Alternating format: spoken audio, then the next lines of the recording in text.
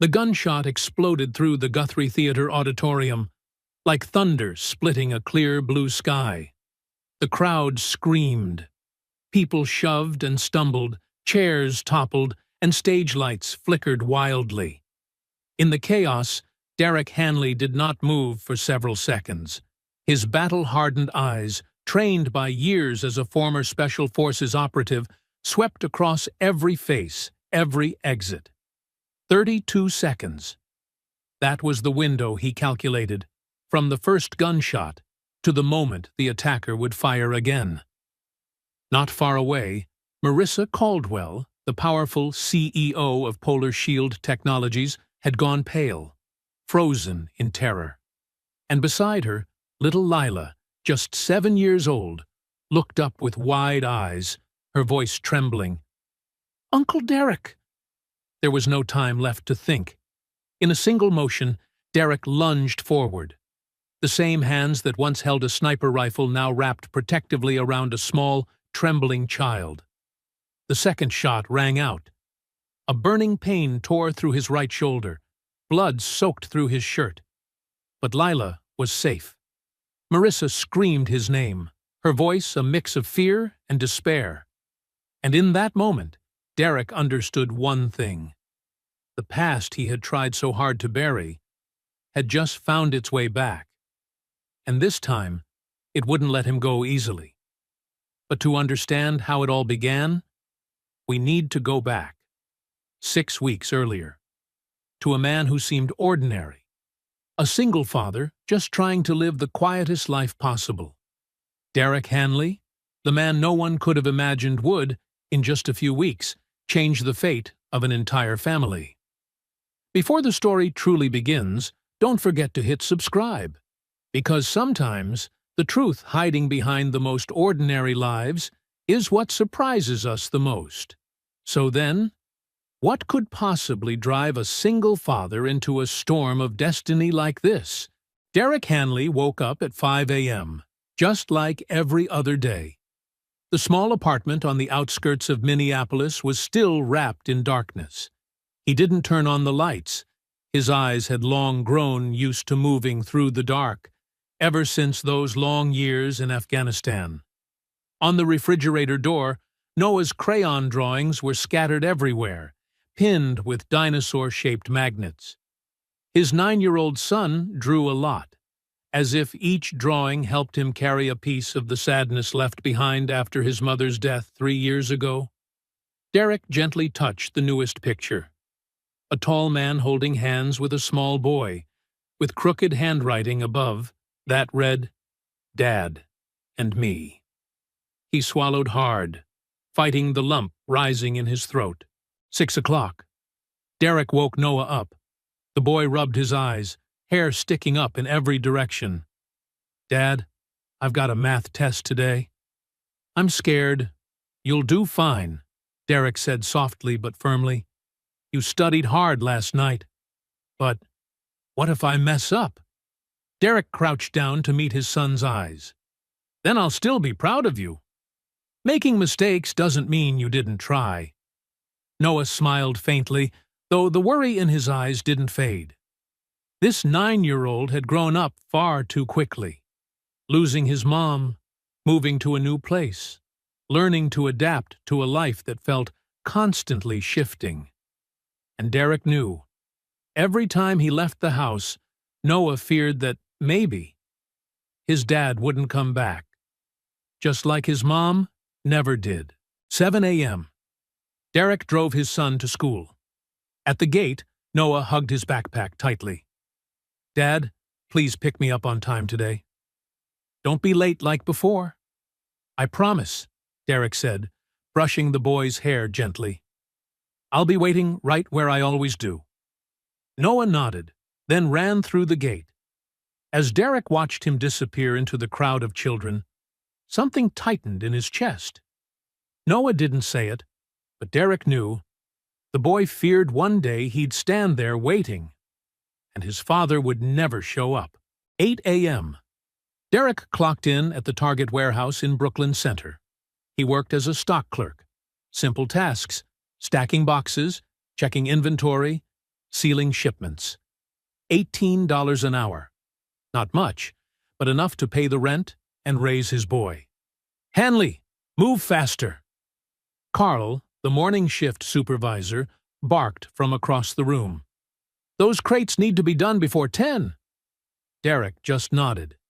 He was used to that tone, the kind that treated him like background noise. To them, he was just another quiet worker.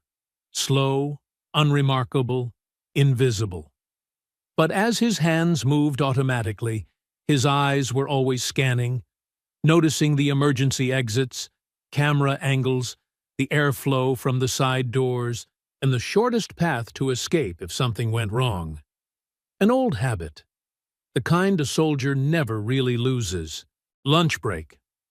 Derek sat alone in the break room. He opened his homemade lunch, a ham sandwich and an apple, while the others laughed about last night's game. No one talked to Derek. He was too quiet, too reserved, too different. His phone buzzed, a message from his sister Lisa in Milwaukee. "How's Noah?" "I'll come visit next week." Bringing cookies for my nephew Derek smiled faintly, typing back, "He's good. Thanks, sis." Lisa was the only family member who still kept in touch.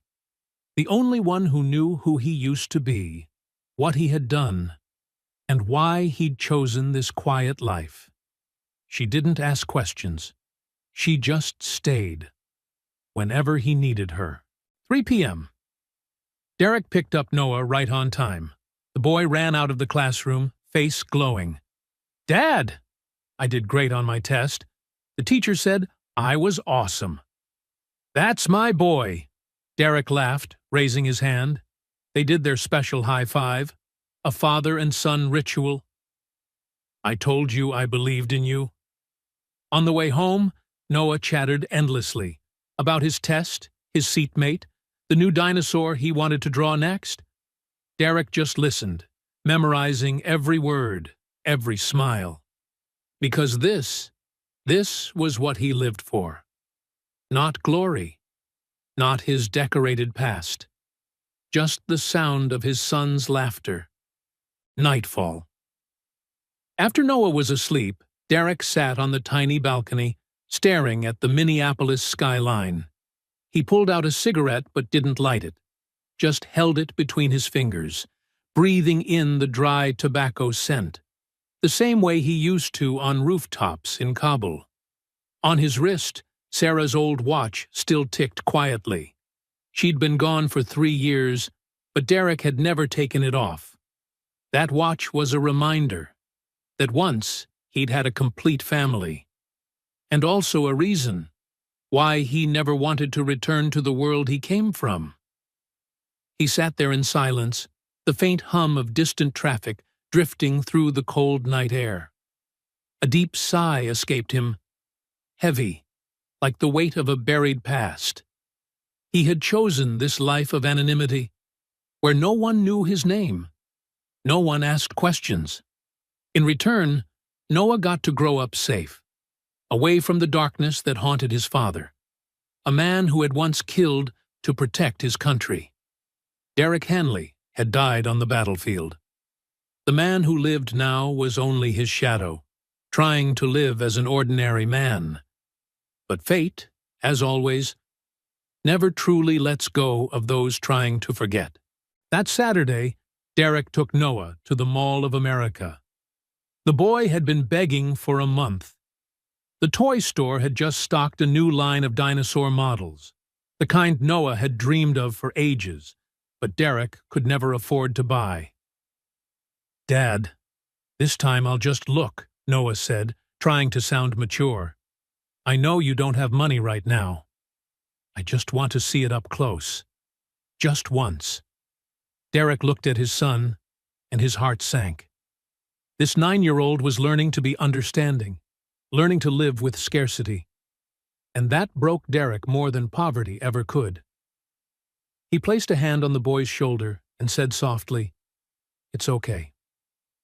I've saved up a little. Today's a special day." Noah's eyes lit up, then dimmed again with worry. "Really, Dad? Will we still have enough for food? Derek knelt down to meet his son's gaze. I'll figure it out. Don't you worry, buddy. But he was worried. Last week, the car broke down. Repairs cost over $300, and the next month's rent was already looking impossible. He had gone over the math a dozen times. It didn't add up. Still, when he saw Noah's smile, Derek made his decision. Just this once. Just once, he wanted his son to be happy. They stopped by the food court. Noah chose strawberry ice cream, his favorite flavor. Derek bought himself the cheapest coffee he could find and sat watching his son eat. The boy savored every bite, trying to make the moment last as long as he could, as if afraid happiness might melt away like the ice cream. Derek knew, in their world, ice cream was a luxury. "Aren't you eating, Dad?" Noah asked, his voice small. "I'm full, buddy." "You enjoy it." In truth, Derek hadn't eaten all day. But looking at that smile, he felt full enough. And then everything changed in an instant. A gunshot. Just one. But it tore through the noise of the crowded mall like lightning in a clear sky, leaving behind a hollow, terrifying silence. The soldier in Derek awoke instantly. He threw Noah to the floor and shielded him with his own body. His heart pounded, but his mind was already in combat mode, scanning everything, the direction of the shot, exits, crowd flow, possible cover points. "Dad! Dad!" Noah whimpered in his arms. "Shh. I'm here. You're safe." And then Derek saw her. A little girl, Lila Caldwell, 7 years old, wearing a yellow floral dress, holding a melting strawberry ice cream cone. She stood frozen in the middle of the hallway, eyes wide, not understanding the chaos around her. Behind her, a man in a black hoodie was approaching, his hand hidden inside his pocket. Derek knew that movement. He had a gun, and he was aiming for the girl. In that split second, Derek had to choose: stay and protect his own son, who was relatively safe under the table, or rush out to save a stranger's child. He looked down at Noah. The boy trembled, face pale, tears brimming in his eyes. Under the table, Noah had a chance. The little girl did not. "Noah," Derek whispered quickly, voice firm. "Stay here. Don't move, okay? I'll be right back." "Where are you going?" Noah grabbed his hand, voice shaking. "To help someone. Trust me, son. I'll come back." He didn't wait for a reply. Derek ran. What happened next took only seconds. But to Derek, time slowed to a crawl. He didn't run like an ordinary man. He moved like someone who had survived a dozen battlefields. The distance closed fast. The man in the hoodie turned, startled. His hand came out, gripping a handgun. Derek didn't hesitate. He charged, shoulder first, slamming into him and shoving the little girl out of the line of fire. Lila fell to the floor, the pink ice cream splattering across the white tiles like a streak of blood. The second gunshot erupted. A burning pain tore through Derek's right shoulder. He didn't cry out. He just grabbed the girl, rolling behind a column, shielding her with his own body. Blood seeped through his shirt. His breathing came in ragged bursts. "You're okay, sweetheart," he gasped. "You're safe now. I've got you." The gunman panicked and fled. Alarms blared. Guards shouted. The crowd screamed and scattered. But Derek didn't care. All he saw were the tears in the little girl's eyes and the certainty that she was alive. Then a woman came running. Marissa Caldwell. Her hair fell loose, her face ghost white, eyes shattered with fear. She dropped to her knees, pulling her daughter into her arms. "Lila! Oh my God, Lila!"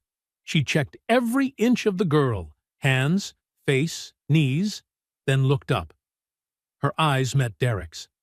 The man sat slumped against the column, blood soaking his shoulder, yet his gaze remained calm, almost gentle. Her throat tightened. She looked at the wound, the blood, the man who had thrown himself in front of her child. You saved my daughter." Derek nodded weakly, managing a faint smile through shallow breaths. "She's safe. That's all that matters."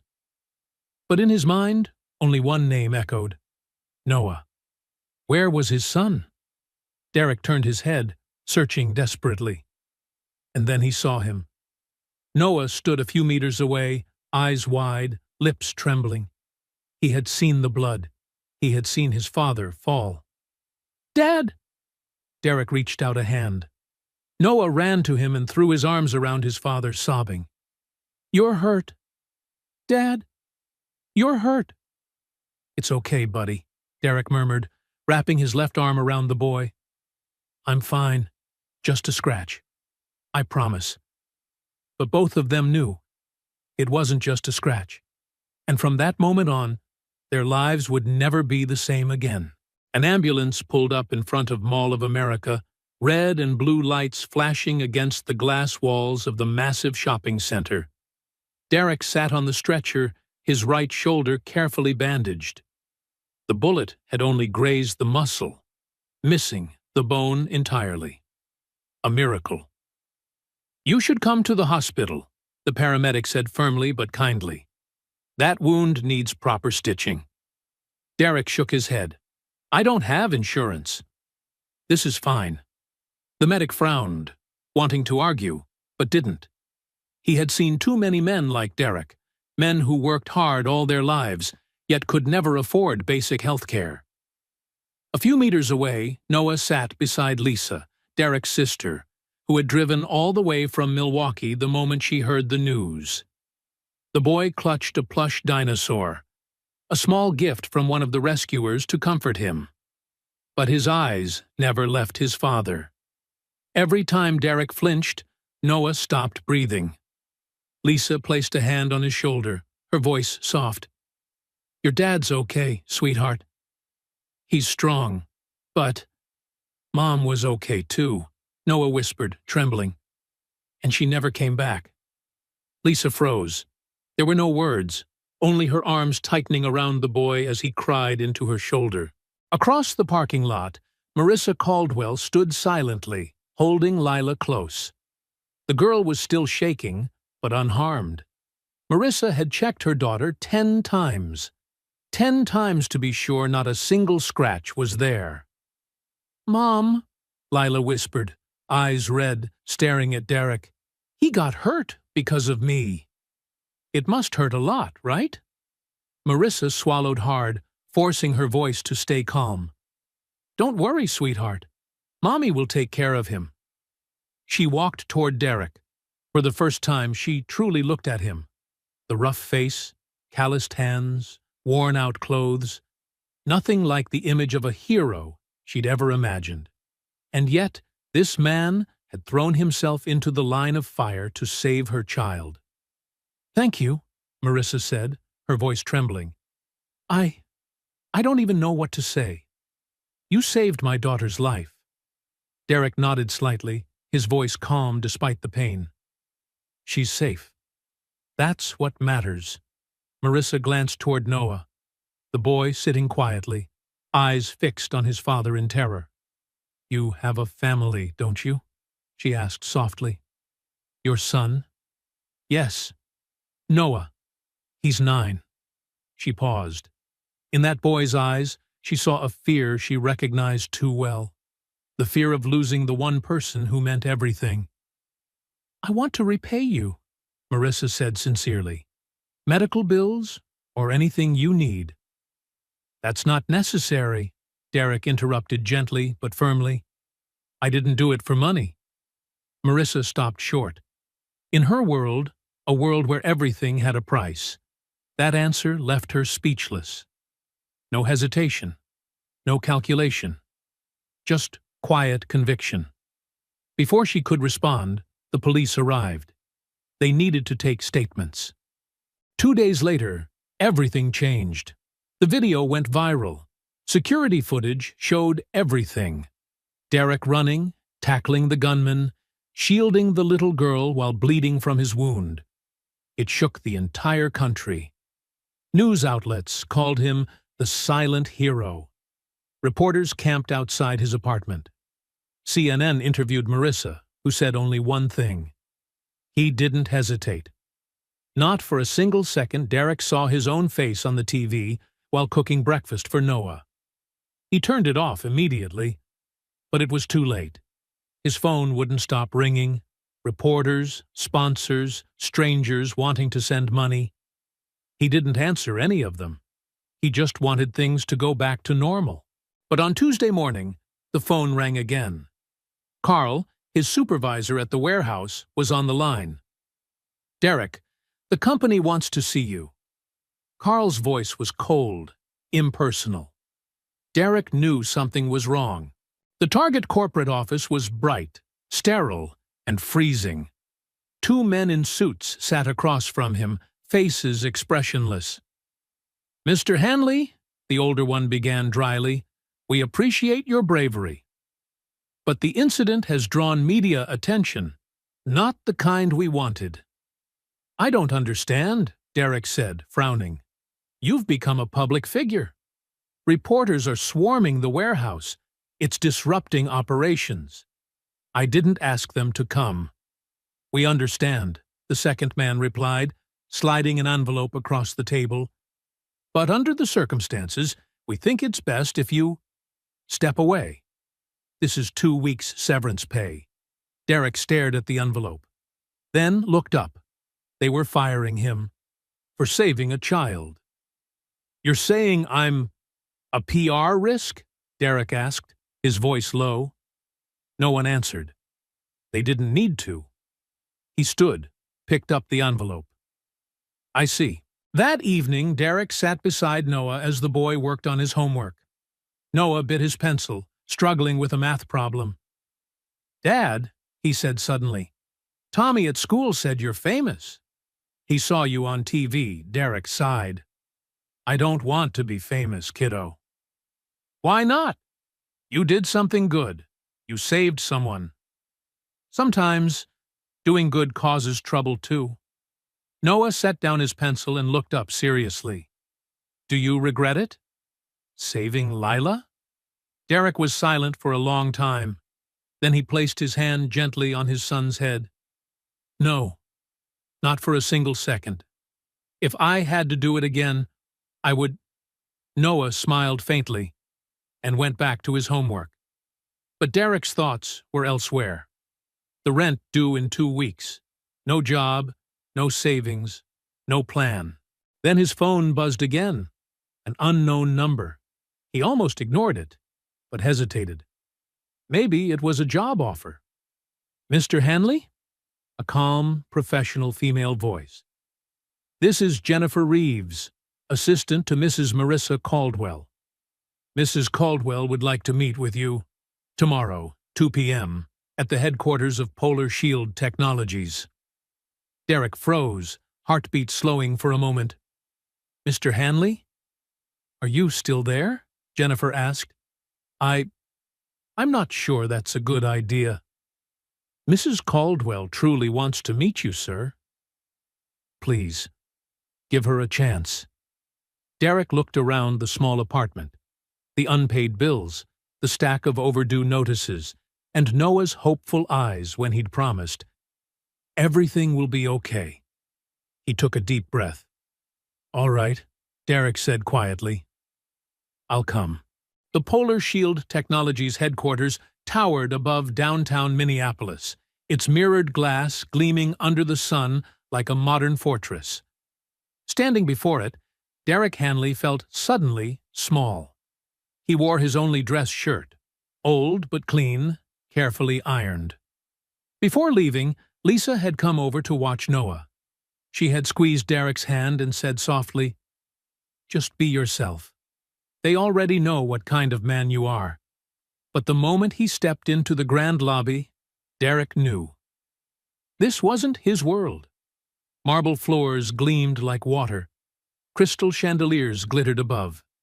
The blonde receptionist in a black suit eyed him from head to toe, her polite smile barely hiding the unspoken question. Who is this man?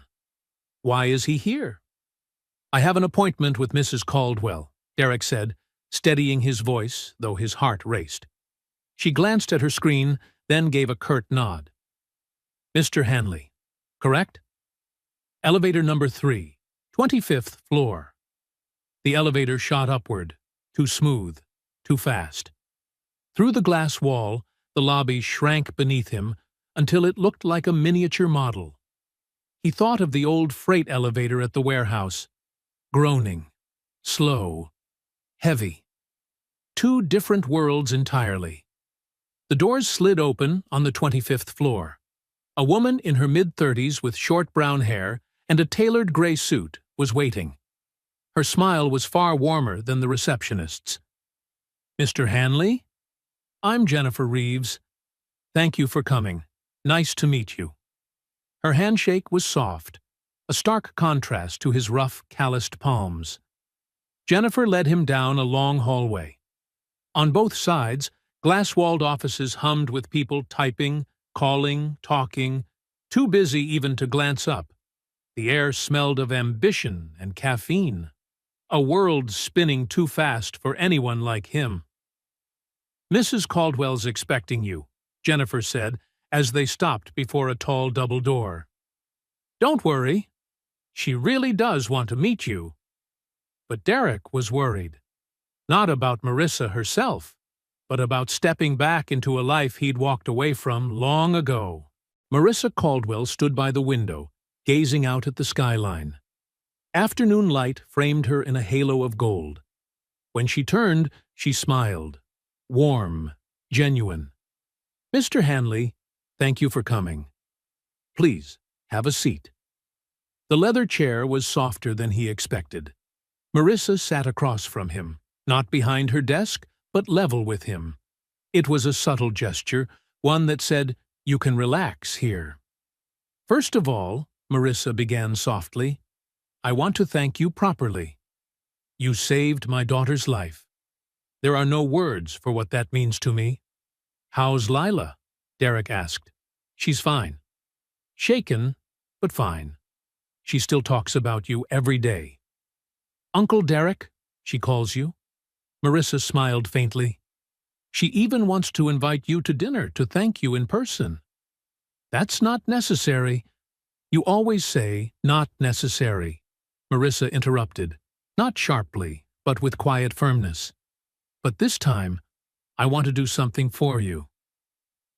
I heard you lost your job. Derek froze.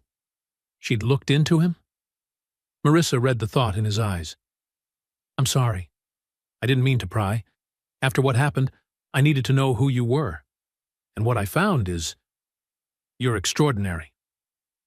I'm just a warehouse worker. No, Marissa shook her head. You're not just that.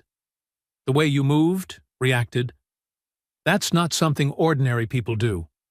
You served, didn't you? Military? Derek stayed silent. This was why he hadn't wanted to come. I'm not here to dig up your past, she said gently, but I need someone like you. Polar Shield is expanding rapidly, and with growth comes risk. I need someone who can see danger before it happens. You already have a security team. I do, she admitted, but they didn't see the man with the gun in that mall. You did. Derek tilted his head slightly. What exactly do you want from me? I want you as a security consultant to help us strengthen our systems, identify vulnerabilities. The pay is excellent. Full insurance for you and your son. Flexible hours, her son. She knew about Noah. I'm not exactly a corporate type, Derek said quietly. I'm not looking for a corporate type, Marissa replied, meeting his eyes. I'm looking for someone who can keep me and my daughter safe. The door burst open. A tall, broad man strode in, Connor Wade, head of security. His face was hard, his eyes cold, scanning Derek like a threat. Mrs. Caldwell, We need to talk. Privately. Connor, this isn't the time. There's been a breach on the server floor. Connor cut her off. Cameras caught an intruder. He's already passed 2 layers of security. Derek was on his feet instantly. Instinct kicked in. How long ago? Connor shot him a glare. About 3 minutes. But this doesn't... 3 minutes is too long, Derek said sharply, turning to Marissa. What's he after? Marissa's face went pale. Research data. If it's stolen, we lose millions. Derek didn't wait for permission. He was already moving. Hey, where do you think you're going? Connor barked. But Derek was gone before the echo faded. He sprinted down the corridor. Employees scattered, stunned. He didn't need directions. Instinct guided him. Server floors were always isolated, heavily secured. The elevator was too slow. The stairwell was faster. He ran, steady breath, even pace, heart controlled. How long had it been since he'd moved like this? 3 years? His body still remembered. Always would. 27th floor. Electronic lock. No time. One precise kick to the hinge. The door flew open. Inside, a man in a black coat and mask was plugging a USB into the mainframe. He spun around, startled. Don't move, Derek said, his voice low and cold. The man didn't listen. Steel flashed. A knife. Derek lunged. Sidestep, grab, twist. The blade clattered to the floor as the man screamed. A sharp crack echoed, wrist dislocated. Derek pinned him face down, knee on his back, holding him firm. Who sent you? The man stayed silent, biting his lip. Derek pressed harder. Who? The door burst open behind him. Security poured in, Connor leading, wide-eyed. They froze. Derek had the intruder completely subdued. No blood, no chaos, just precision. Connor stared, speechless.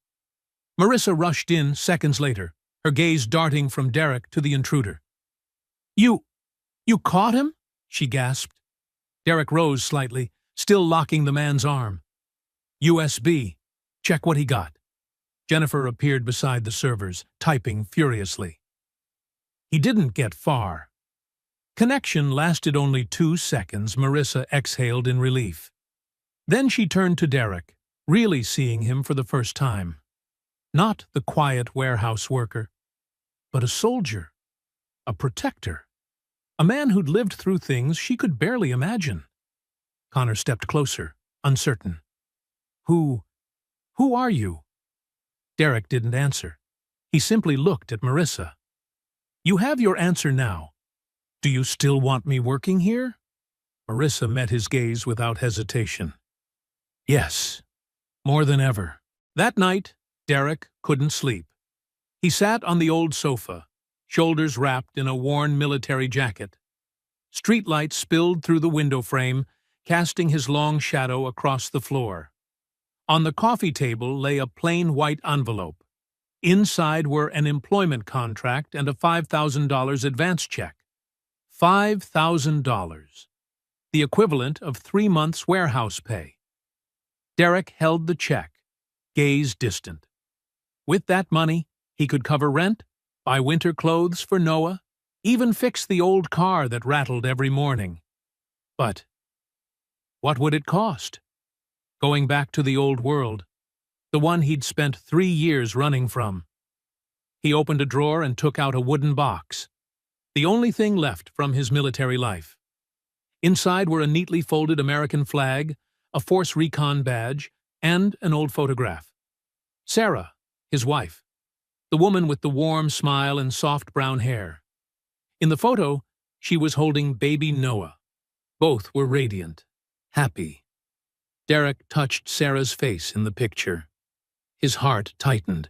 Memories from 3 years ago surged back. Sarah lay in a hospital bed, frighteningly thin. Stage 4 lung cancer. The doctor said she had only a few weeks.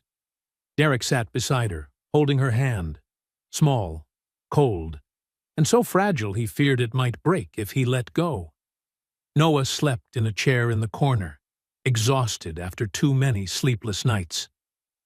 "Promise me," Sarah whispered, her voice as raspy as wind against the window. "Promise you'll live a normal life. Don't go back to that world." "What are you talking about? I've already left the service," Derek choked out. "You know what I mean." Sarah squeezed his hand, weak but resolute. "I see you flinch at every loud sound.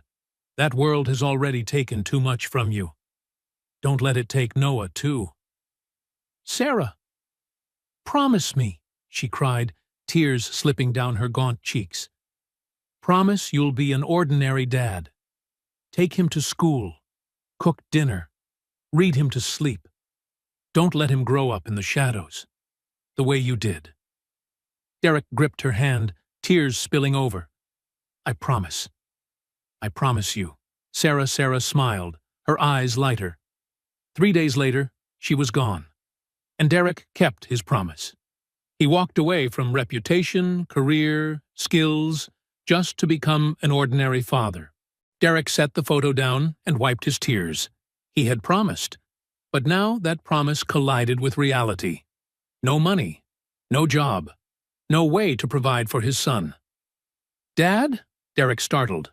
Noah stood in the doorway, clutching his stuffed dinosaur, eyes red. "Buddy, why aren't you asleep?" "I dreamed about Mom." Derek opened his arms and drew him close. "What did she say?" "She said, I have to be strong. Because you need me, Dad." Noah looked up, voice shaking. "Are you going to leave me to do a dangerous job?" Derek froze. "Who told you that?" "I heard you talking to Aunt Lisa. She said your new job might be dangerous. You'll go far away, won't you? Like when you were in the army?" Derek knelt and placed both hands on his son's shoulders. "No, I'm not going anywhere. I'll be right here, in Minneapolis, taking you to and from school every day." "But what if someone shoots you like at the mall?" Noah burst into tears. "I don't want to lose you." "You're all I have."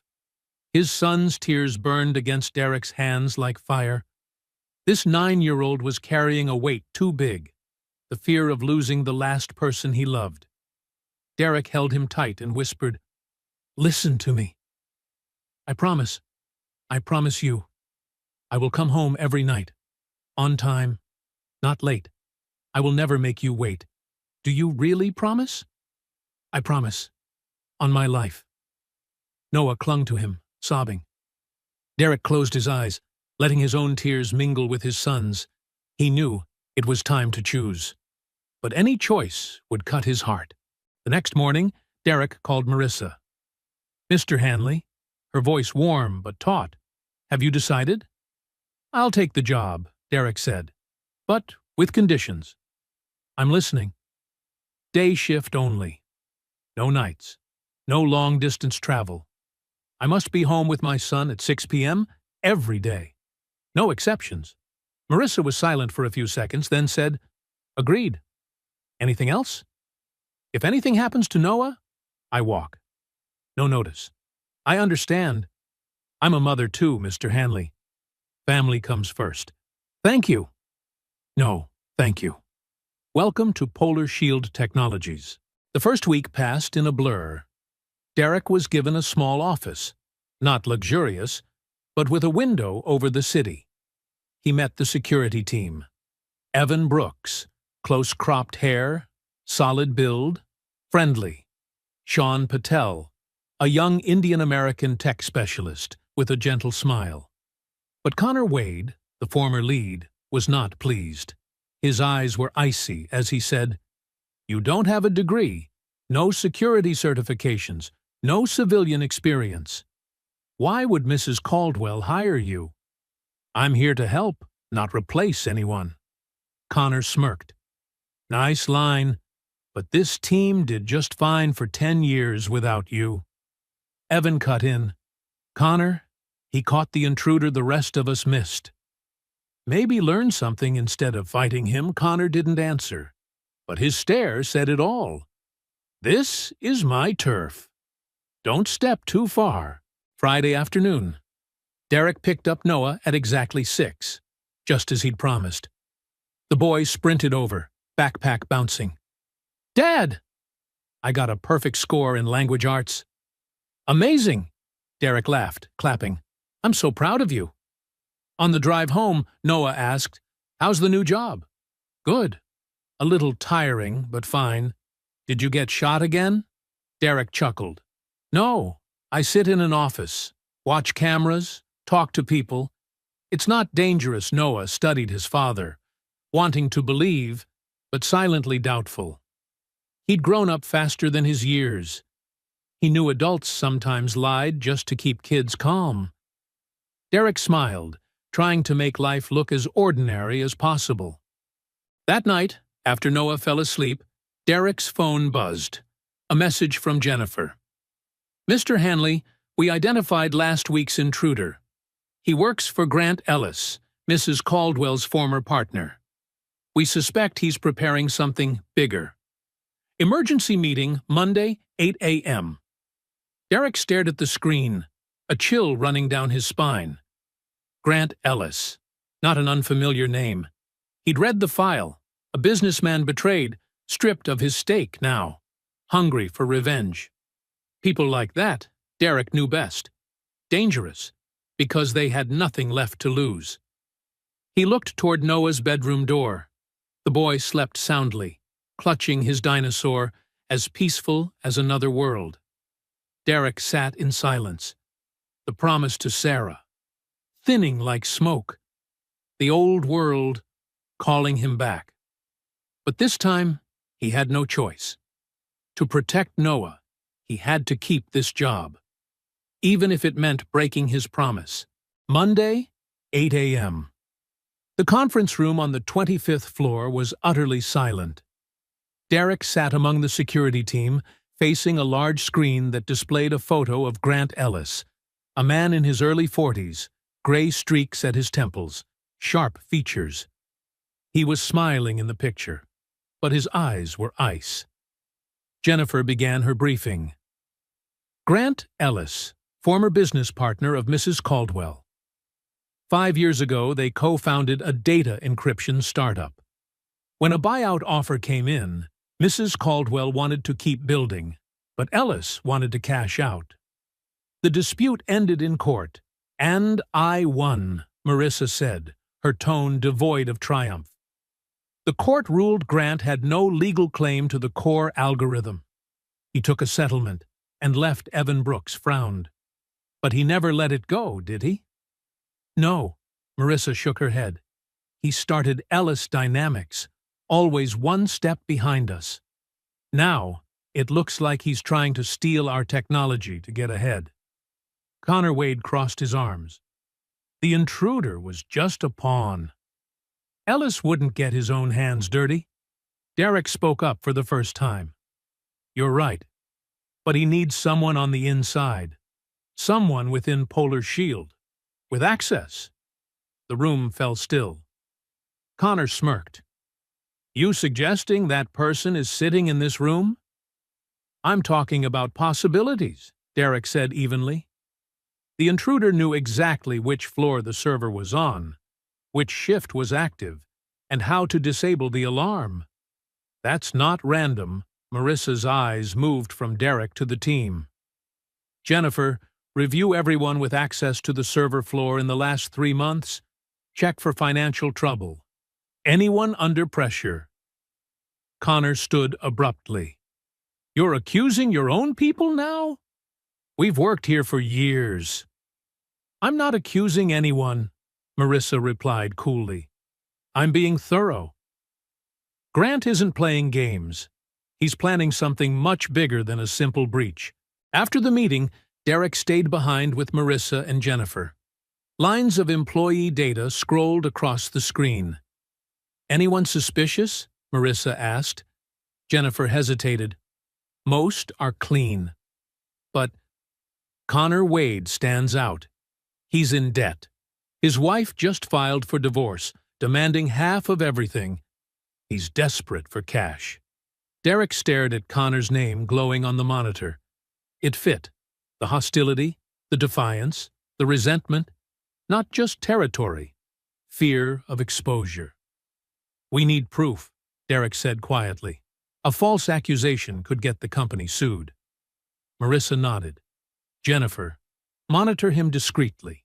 Emails, calls, bank activity, but stay within legal limits. Understood." Derek rose to leave, but Marissa called after him, for the first time, using his first name. "Derek, thank you. You see things others overlook. Just doing my job." "No," Marissa stepped closer. "You're protecting us. And I know that isn't easy for you." He met her gaze, deep brown eyes carrying the exhaustion of a single mother and CEO bearing the weight of thousands. In that look, Derek saw something familiar, the fierce instinct to protect what mattered most. "How's Lila?" he asked. Marissa smiled faintly. "She's fine. Still asks about you. She wants to meet Noah. Noah's curious about her, too. The girl Dad saved, he calls her." Marissa hesitated. "This weekend, would you and Noah join us for dinner?" "Nothing formal. Lila would love to thank you properly." Derek almost declined. The line between work and personal life was one he avoided crossing. But then he thought of Noah, a lonely boy with few friends. Maybe a friendship would be good for him. "All right, we'll come." Wednesday afternoon. While Derek was checking the camera system, Evan Brooks entered, looking uneasy. "Derek, something's up. I just saw Connor meeting someone at the cafe down the street." "Someone? You catch what they talked about?" "No, I stayed back. But I saw Connor hand over an envelope, and the other guy gave him a USB drive." Derek stood immediately. "Did you get a photo?" Evan handed him his phone. The picture was grainy but clear enough. Connor sitting opposite a dark-haired man in sunglasses, a brown envelope between them. "Who's that?" "No idea. He drove off in a black Mercedes. Fake plates." I checked. Derek snapped a copy of the image. "Good work, Evan." "Don't tell anyone." "Not even Connor. What are you going to do?" "Find out who that man is, and how he connects Connor to Grant Ellis." That night, after Noah was asleep, Derek sat at his computer. He opened the facial recognition software Jennifer had set up for him the week before. He uploaded the photo and waited. 3 minutes later, the result appeared. Marcus Vance, former CIA operative, currently employed by Ellis Dynamics. Derek exhaled slowly. The final piece had fallen into place. Grant had Marcus, the professional, running the operation, while Connor provided insider access. But what was the plan? Just data theft? Or something far worse? He glanced at the calendar on the wall. 2 weeks until the Polar Shield Summit at Guthrie Theater, the company's biggest event of the year. Hundreds of guests, live press coverage, a perfect opportunity. He called Marissa, even though it was nearly 10 p.m. She answered immediately. "Derek? What's wrong?" "I need to see you." "Now." "It's about Grant Ellis." Her voice dropped. "Come to my house. I'll send the address." Marissa lived in Edina, the wealthy enclave of Minneapolis. A 2-story villa with a gated yard and spotless security system. As Derek parked, he felt the unease. Her world was a universe away from his. Marissa opened the door. No business suit tonight, just a simple sweater, hair down. For the first time, she looked ordinary, human. "Come in," she said. "Lila's asleep." In the living room, Derek laid everything out. Connor, Marcus Vance, and the likely attack scenario during the summit. Marissa listened, color draining from her face. "They want to destroy the event," she whispered. "Ruin me publicly." "Or worse," Derek replied. "They might try to abduct you, or Lila. For ransom, or leverage to make you surrender your tech." Marissa trembled. "Should I cancel the summit?" "No, That only delays them. We face them, but on our terms. She looked at him then, not as an employee, but as a protector. The quiet warehouse worker was gone. Standing before her was the soldier he used to be. What do you need from me? Your trust. All of it, Marissa nodded without hesitation. You have it, Derek. Polar Shield Summit. The Guthrie Theater glittered under the city lights, its sapphire blue glass rising above the Mississippi River like a jewel in the heart of Minneapolis. Hundreds of guests in evening wear walked the red carpet as camera flashes sparked like lightning. Derek stood in the corner of the grand lobby, earpiece tucked discreetly in place, eyes scanning every face. He wore a black suit, for the first time in years. It felt stiff, suffocating, but necessary for tonight's role. Derek, status check. Evan's voice came through the comm. Position 1, clear, Derek replied. Where's Marissa? Second floor green room. Lila's at home with the nanny. Safe. Derek exhaled quietly. He'd insisted Marissa keep Lila home. No child should be anywhere near a night like this. Noah was safe too, staying with Aunt Lisa in Milwaukee, far from danger. Position 2. Movement, Sean Patel reported. Unknown male, east entrance. Gray suit, dark hair, sunglasses. Derek turned, his pulse tightening. Marcus Vance. Don't engage, Derek ordered. Let him in. We need him caught red-handed. You sure about that? Evan asked, uneasy. Trust me. He'd planned this for 2 weeks, every detail mapped out. Connor Wade had been under quiet surveillance, every call, every transaction tracked. But Derek had waited. He needed Grant Ellis to reveal himself. And tonight was the night. 8 p.m. Marissa Caldwell stepped onto the stage. The spotlight crowned her in gold. She smiled with confidence, the smile of a CEO. But from the shadows, Derek saw the strain behind her eyes. Good evening, everyone, Marissa began, her voice steady.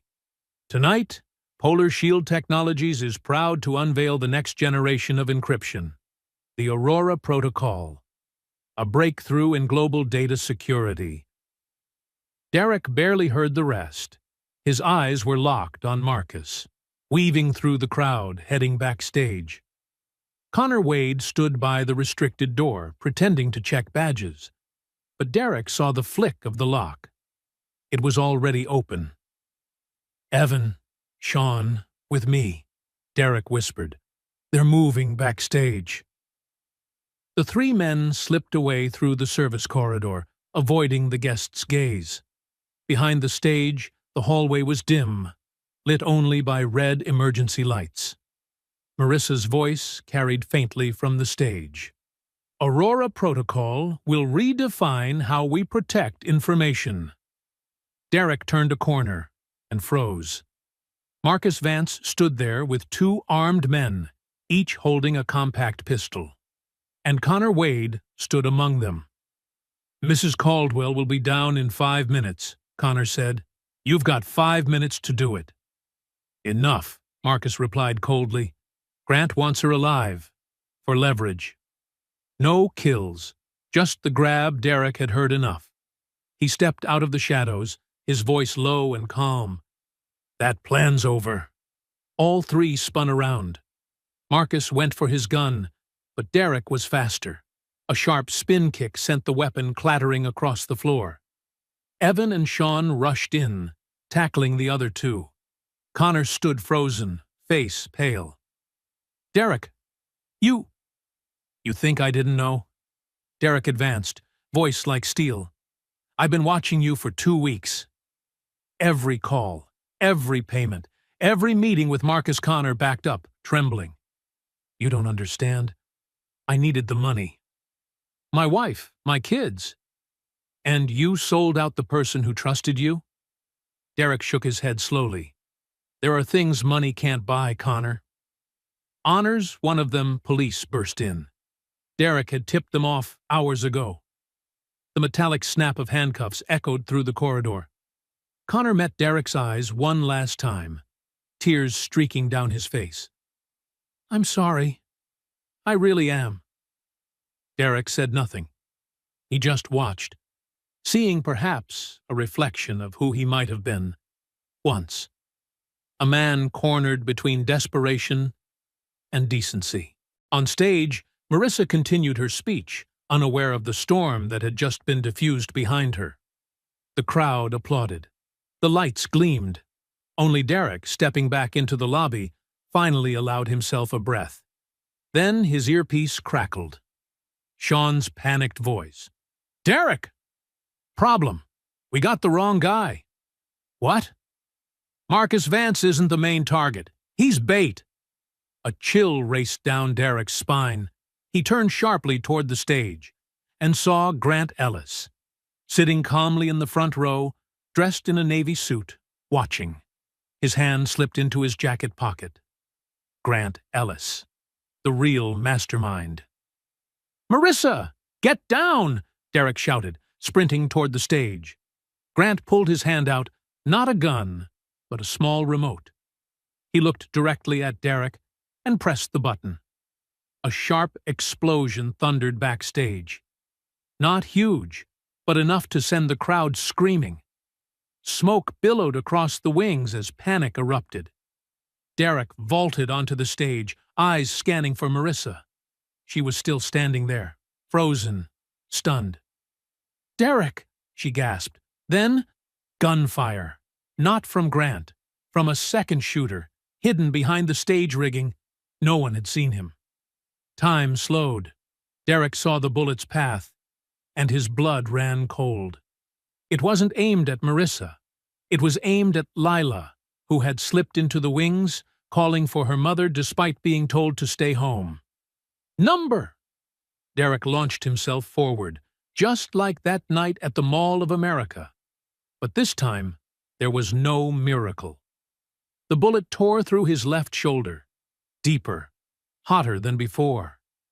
But Lila was safe. He collapsed onto the stage, blood soaking through the black suit. The sounds around him blurred. Only his heartbeat remained, and Lila's frightened face above him. "You're hurt," she cried, voice trembling. "It's okay. You're safe. That's all that matters." Derek forced a faint smile. Marissa rushed forward, dropping to her knees, wrapping her arms around both of them. "Derek! Oh, God, Derek!" Police swarmed in. Grant Ellis and the gunman were subdued within seconds. It was over, all of it, in 30 seconds. But in Marissa's arms, Derek thought only of Noah. Did I keep my promise? "Noah," he whispered, his voice fading. Marissa held him tighter, tears streaming down her face. "Your boy's safe, Derek." "He's safe, and you will be too. Do you hear me? You'll be okay." Outside, ambulance lights strobed red and blue across the cold Minneapolis night. Derek smiled faintly. Inside, peace finally settled in. Because this time, he had kept his promise. He had protected those who couldn't protect themselves.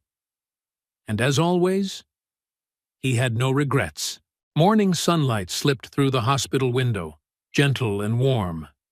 Derek slowly opened his eyes. Pain. His entire left shoulder felt licked by fire. But he was alive. And that was enough. "Dad!" Noah's voice. The 9-year-old was perched at the edge of the bed, eyes red from crying. He gripped his father's hand as if letting go would make Derek disappear. "Hey, buddy!" Derek tried to smile, though the pain gnawed at him. "I'm right here. You promised you'd be home on time. You promised you'd never leave me. But you almost—" Noah choked on the words as fresh tears spilled. Derek squeezed his son's hand, his heart splitting at the fear in the boy's eyes. He had broken his promise and left Noah living in the shadow again. "I'm sorry," Derek whispered, tears welling. "I didn't keep my word." Noah wrapped his arms around him, pressing his face against the uninjured shoulder. The boy trembled. "I don't want you to be a hero anymore. I just want my dad. I know." "I know, son." Behind them, Lisa stood by the door, quietly wiping her eyes. Beside her was Marissa, holding Lila. Both stayed silent, giving father and son their space. 2 days later, Derek was discharged. His shoulder still hurt, but the doctors said he was lucky. The bullet hadn't hit bone or nerves. Physical therapy would bring him back fully. But Noah's wound ran deeper. During the first week at home, Noah never left his father's side. He spread a blanket and slept on the sofa next to the bed, waking every so often each night to check if his dad was still breathing. Every single night. Derek knew his son was haunted. One night, Derek said softly, "Buddy, I need you to listen to me." Noah looked up, eyes swollen. "I know I scared you. I'm sorry. But you know, there are things in life more important than safety, like doing what's right." "But you almost died," Noah stammered. "Yeah, but because of that, Lila is alive. Marissa is alive. And what would you think if I'd stood there and done nothing?" Noah was quiet for a long time. Then he whispered, I would be sad. "Because you didn't help exactly." Derek pulled him close. "I don't want you to grow up with a coward for a dad. I want you to be proud of me, even if the right thing sometimes comes with risk." Noah burst into tears again, but this time they were different. Less fear, more understanding. At 9 years old, he learned the hardest lesson. Love sometimes means accepting that the person you love will do dangerous things, because it's right. "I'm proud of you," Noah said, hugging him tight. So proud. That weekend, Marissa visited with Lila. The girl brought a hand-drawn card, Derek and Lila smiling. "This is for you," Lila mumbled. "Thank you for saving me." Twice Derek took the card, warmth spreading in his chest. "I love it." "Thank you," Lila smiled, then turned to Noah. "Noah, want to go to the park? Mom says there are swings nearby." Noah glanced at his dad for permission. Derek nodded. The two kids dashed outside. Their clear laughter drifted back into the room, softening every ache. Marissa sat beside Derek, silent for a moment, then said, "Grant Ellis has been arrested. Connor Wade is cooperating to reduce his sentence. It's over." "Good," Marissa hesitated. "And Derek, I want you to know, you don't have to come back to work if you don't want to. I understand. Noah needs you, and you need time." Derek looked at her. "Are you firing me?" "No," Marissa blurted. "Not at all. I just don't want to force you into something that will hurt your son." Derek looked out the window. Noah and Lila were soaring on the swings, laughter ringing bright. Two children from different worlds, now best friends. "I'll come back," Derek said, "but not as a security consultant." Marissa blinked. "Then, as what?" "Chief Security Officer. The whole system. I want to rebuild it from the ground up, not just to protect you, but everyone in the company. And I need full authority." Marissa's smile, then, was the most genuine he had ever seen. "Agreed." No conditions. 3 months later. Derek stood in his new office on the 26th floor, the window overlooking the quiet flow of the Mississippi. On his desk sat a photo of Noah beaming. Beside it, the wooden box, no longer locked. He had opened it, accepted the past instead of running from it, learned to live with it. The door opened. Marissa stepped in. "Ready for the meeting?" "The board is waiting." "Ready." They walked side by side down the hallway. Now, employees no longer stared at Derek with suspicion. They nodded, smiled with respect. He was the man who had saved their CEO, the one standing between danger and the entire company. Just outside the boardroom, Marissa paused. "I'm cooking tonight." "You and Noah coming over?" Derek smiled. "We'll be there." That evening, the four of them sat around the table. Derek, Noah, Marissa, Lila.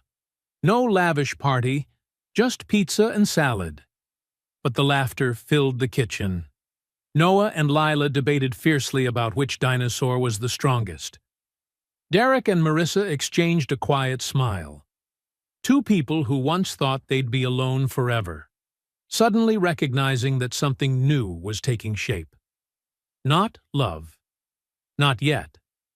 But the beginning of it. A thread tying together people who knew loss, who understood the weight of parenthood, who believed in protecting what mattered most. "Dad," Noah asked, mouth still smudged with cheese, "are you happy?" Derek looked at his son, then at Lila, then at Marissa, and realized, yes. For the first time in 3 years, he wasn't just surviving. He was truly living. "Yes, kiddo," Derek said, resting a hand on Noah's hair. "I'm very happy." Marissa's fingers lightly touched his on the table, a small gesture, heavy with meaning. Derek didn't pull away. That night, after bringing Noah home and tucking him in, Derek stood on the balcony. Minneapolis sparkled under the night sky. He pulled a cigarette from habit, then, for the first time, found he didn't need it. He snapped it in half and tossed it in the trash. No more running. No more hiding. Derek Hanley, former Marine sniper protector, had found himself again. And this time, he wasn't alone. His phone buzzed. A text from Marissa. "Thank you for a lovely evening. Lila won't stop talking about Noah. Same time next week?" Derek smiled and typed back, "Absolutely. See you next week." He looked up at the sky. Winter stars glittering over Minneapolis. And for the first time in a long while, he felt faith. In the future, in love, in the possibility that an ordinary man could still step into the light. "Sarah," he whispered into the night. "You were right. Life goes on. And you know what? I think you'd like Marissa. The way she looks at me. Not like a hero, but like a person." The night wind stirred the curtain, like a blessing from the past. Derek shut the door. Inside, Noah slept peacefully. A new life was waiting. And Derek Hanley, once a nameless man, was ready to walk into the light. Without fear, without running. Just a man, a father, a protector. And maybe, soon, someone who loves. Sometimes, heroes don't wear shining armor. They're just ordinary people doing the right thing, even when it costs them. And sometimes, the most beautiful new beginnings happen when we dare to step out of the shadows. If this story moved you, and you want to follow more journeys of stepping out of the shadows, don't forget to like the video so I know you want more. Subscribe and turn on notifications so you don't miss the next episode. Comment which moment hit you the hardest. Derek's promise to Noah, or his decision to stand in the way a second time? Thank you for watching to the end. See you in the next episode.